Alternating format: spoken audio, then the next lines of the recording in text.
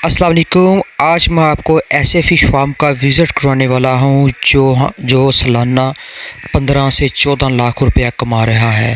और ये fish farm एक मसनूई तरीके से नहीं बल्कि एक कुदरती तरीके से बनाया गया है और इसे आप मसनूई तरीका भी कह सकते हैं।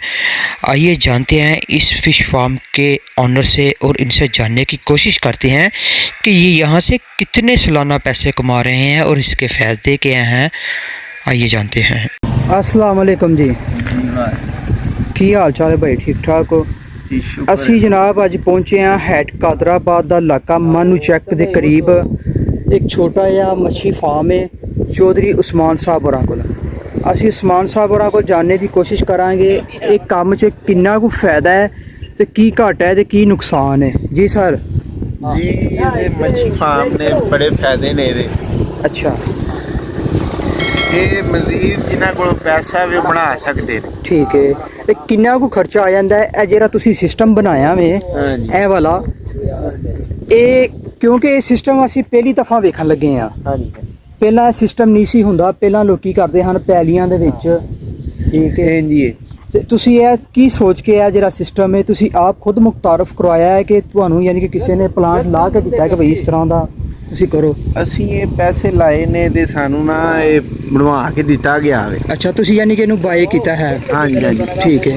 ਇਹਦੇ ਤੇ ਖਰਚਾ ਢੇਰ ਆਂਦਾ ਵੇ। ਠੀਕ ਹੈ। ਇਹ ਪੈਸੇ ਵਾਲਾ ਹੀ ਬੰਦਾ ਕਰ ਸਕਦਾ ਵੇ। ਪੈਸੇ ਵਾਲਾ ਬੰਦਾ ਕਰ ਸਕਦਾ ਹੈ? ਹਾਂਜੀ, ਪੈਸੇ ਵੀ ਇਕੱਠੇ ਕਰ ਸਕਦਾ ਝਾੜੂ ਨਾਲ ਕਿ ਨਹੀਂ ਇਕੱਠੇ ਕਰ ਸਕਦਾ? ਕਰ ਸਕਦਾ ਵੇ। ਕਰ ਸਕਦਾ। ਹਾਂਜੀ, ਕਰਨ ਵਾਲਾ ਬੰਦਾ ਹੋਵੇ ਤੇ ਉਹ ਕਰ ਸਕਦਾ ਵੇ। ਇਹ ਕਿੰਨਾ ਕੁ ਪ੍ਰੋਸੀਜਰ ਹੈ ਮੱਛੀ ਦਾ, ਯਾਨੀ ਕਿ ਮੱਛੀ ਕਿੰਨੀ ਕੁ ਦੇਰ ਤੱਕ ਜਿਹੜੀ ਹੈ ਤੁਹਾਨੂੰ ਯਾਨੀ ਕਿ ਬਿਜ਼ਨਸ ਦਿੰਦੀ ਹੈ? ਇਹ ਮੱਛੀ 1 ਸਾਲ ਤੱਕ।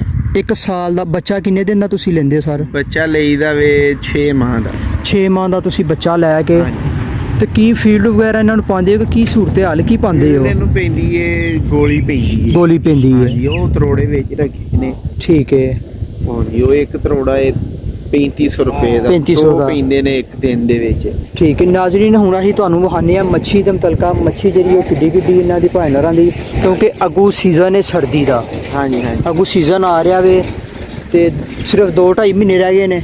ਹਾਂਜੀ, ਅੱਲਾ ਖੈਰ ਕੀਤਾ। ਰਹਿ ਗਏ ਨੇ ਤੇ ਉਸਮਾਨ ਸਾਹਿਬ ਆਓ ਹਾਂ ਆਪਣੀ ਮੱਛੀ ਚੈੱਕ ਕਰਾਓ ਕਿੱਡਾ ਕੁ ਦਾਣਾ ਹੈ। ਮੱਛੀ ਵੇਖੋ ਨਾ, ਦਾਣਾ ਤੇ ਅਜੇ ਤੇ ਚੈੱਕ ਨਹੀਂ ਹੁੰਦੀ ਆ। ਮੱਛੀ ਥੱਲੇ ਵੇ। ਅੱਛਾ, ਥੱਲੇ ਵੇ। ਹਾਂ, ਇਸ ਟਾਈਮ ਮੱਛੀ ਉਹ ਜਾਲ ਚੁਕਾਂਗੇ, ਮੱਛੀ ਟਾਪ ਕਰੇਗੀ, ਬਾਹਰ ਆਏਗੀ। ਠੀਕ ਹੋ ਗਈ, ਯਾਨੀ ਕਿ ਉੱਤੇ ਤੁਸੀਂ ਜਾਲ ਲਾਏ ਹੋਏ ਜਾਲ ਨੇ। ਲਾਏ ਨੇ ਅਸੀਂ, ਵੇਖੋ ਨਾ। ਠੀਕ ਹੈ। ਇਸ ਵਜ੍ਹਾ ਇਹ ਸਾਰੇ ਇਸ ਕੰਮ 'ਚ ਕੀ ਨੁਕਸਾਨਾਤ ਨੇ? ਚੰਨ ਕੋਈ ਐਸੀਆਂ ਗੱਲਾਂ ਦੱਸੋ ਸਾਡੇ ਗਾਈਜ਼ ਨੂੰ ਜਿਹੜੇ ਕੰਮ ਕਰਨਾ ਚਾਹੁੰਦੇ ਨੇ ਤਾਂ ਕਿ ਕੱਲ ਨੂੰ ਉਹ ਤੁਹਾਡੀ ਯਾਨੀ ਕਿ ਰਾਏ ਦੇ ਮੁਤਾਬਿਕ ਕੋਈ ਐਸੀ ਗਲਤੀ ਨਾ ਕਰ ਪਾਉਣ, ਕਿਉਂਕਿ ਤੁਸੀਂ ਇੱਕ ਤਜਰਬੇਕਾਰ ਹੋ। ਜੀ। ਠੀਕ ਹੈ। ਤੇ ਕੱਲ ਨੂੰ ਕੋਈ ਵੀ ਬੰਦਾ ਜਿਹੜਾ ਹੈ ਕੰਮ ਕਰੇ ਕੋਈ ਠੇਡਾ ਨਾ ਖਾਏ। ਭਰਾ ਸਾਡਾ ਜਿਹੜਾ ਹੈ ਹਾਂਜੀ, ਉਹ ਤੁਹਾਡੇ ਮਸ਼ਵਰੇ ਦੇ ਨਾਲ ਆਪਣੀ ਜ਼ਿੰਦਗੀ ਸਹੀ ਇੰਜੋਏ ਕਰੇ। ਜੀ ਜੀ, ਠੀਕ ਗੱਲ। ਇਹ ਜੀ ਜਿਹੜਾ ਬੰਦਾ ਕਰੇਗਾ ਧਿਆਨ ਦੇ ਨਾਲ ਕਰੇ। ਠੀਕ ਹੈ। ਧਿਆਨ ਨਾਲ ਕੀ ਧਿਆਨ ਦੇਣਾ ਪਵੇ? ਮਿਸਾਲ ਦੇ ਤੌਰ ਤੇ ਤੁਸੀਂ ਖੁਰਾਕ ਇਹਨੂੰ ਜਿਹੜੀ 2 ਟਾਈਮ ਜਿਹੜੀ ਨਹੀਂ ਉਹ ਦੇਣੀ ਚਾਹੀਦੀ ਹੈ। ਸਿਰਫ 2 ਟਾਈਮ? 2 ਟਾਈਮ ਦੇਣੀ ਚਾਹੀਦੀ। ਅਸੀਂ ਇਨਸਾਨ ਆ, ਅਸੀਂ 3 ਟਾਈਮ ਰੋਟੀ ਖਾਂਦੇ ਆ। ਹਾਂਜੀ, ਇਹ ਮੱਛੀਆਂ ਨੇ 2 ਟਾਈਮ ਰੋਟੀ ਖਾਣਾ ਖਾਂਦੀਆਂ। ਹਾਂਜੀ ਹਾਂਜੀ, ਇਹਨਾਂ ਦਾ ਅਸਲ ਦੇ ਵਿੱਚ ਖੁਰਾਕ ਇੱਕ ਸਵੇਰ ਤੇ ਇੱਕ ਸ਼ਾਮ। ਠੀਕ ਹੈ। ਦੁਪਹਿਰ ਨੂੰ ਇਹ ਧੁੱਪ ਹੁੰਦੀ ਹੈ, ਉੱਤੇ ਨਹੀਂ ਆਂਦੀ ਹੈ, ਖੁਰਾਕ ਜ਼ਾਇਆ ਹੁੰਦੀ ਹੈ। ਠੀਕ ਹੋ ਗਿਆ, ਸਮਝ ਆ ਗਈ ਹੈ। ਸਵੇਰ ਵੀ ਉੱਤੇ ਹੋਏਗੀ ਮੱਛੀ, ਸ਼ਾਮ ਨੂੰ ਵੀ ਉੱਤੇ ਹੋਏਗੀ। ਠੀਕ। ਬਾਕੀ ਸਾਰਾ ਦਿਨ ਇਹ ਥੱਲੇ ਰਹੇਗੀ ਪਾਣੀ ਦੇ ਵਿੱਚ, ਠੰਡੇ ਪਾਣੀ ਦੇ ਵਿੱਚ। ਸਹੀ, ਯਾਨੀ ਕਿ ਠੰਡਾ ਪਾਣੀ, ਹਾਂਜੀ, ਦਰਿਆ ਦਾ ਪਾਣੀ। ਹਾਂਜੀ ਹਾਂਜੀ, ਇਸ ਵਜ੍ਹਾ ਤੋਂ। ਠੀਕ। ਲੋ ਜੀ ਗਾਈਜ਼, ਇਹ ਸਨ ਚੌਧਰੀ ਉਸਮਾਨ ਸਾਹਿਬ। ਇਹਨਾਂ ਦਾ ਮੱਛੀ ਫਾਰਮ ਹੈ ਤੇ ਉਮੀਦ ਕਰਦਾ ਤੁਹਾਨੂੰ ਵੀਡੀਓ ਜਿਹੜੀ ਇਹਨਾਂ ਦੀ ਅੱਛੀ ਲੱਗੀ ਹੋਗੀ ਤੇ ਕਮੈਂਟਸ ਕਰਕੇ ਜ਼ਰੂਰ ਦੱਸਿਓ।